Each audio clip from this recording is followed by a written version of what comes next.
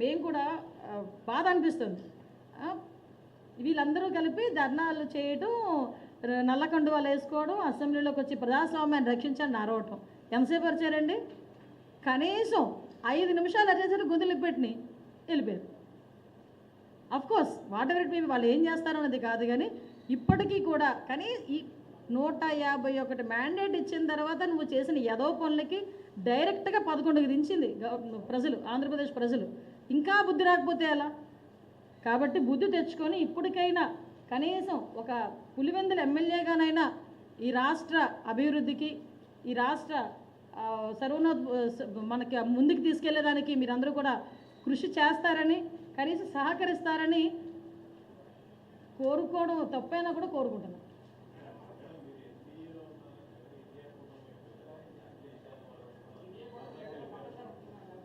అంటే ఎవరో ఒకరు మద్దతు పిలాలి. ఎన్డీఏ కుటుంబాలు మద్దతు పిలిస్తే తంతారు. ఎందుకంటే ఇప్పుడు ఏం జరుగుతుంది, ఏంటి వాస్తవాలు మన ప్రజలందరికీ తెలుసు. కాబట్టి ఆటోమేటిక్గా ఇండియా కూటమిని తీసుకొచ్చుకున్నారు అంతే. ఇండియా కుటుంబం వాళ్ళకి కూడా క్లియర్ కట్గా తెలియాలి, వాళ్ళకి కూడా ఏం జరుగుతుంది, ఇక్కడ ఏం జరిగిందన్న విషయం. ఈరోజు అంతే అన్నారు కదా, నాకు తెలుసు అఖిలేష్ యాదవ్ ఇక్కడ పిలిచాడు జగన్మోహన్ రెడ్డి అని అన్నాడు కదా. అఖిలేష్ యాదవ్ కూడా అన్నారు ఇక్కడ పిలిచాడు అంటే పిలుచుకున్నాడు, ఆయన పిలుచుకొని వెళ్ళాడు. ఓకే, వాస్తవాలు తెలుసుకుంటే అది మంచిదని నా అభిప్రాయం.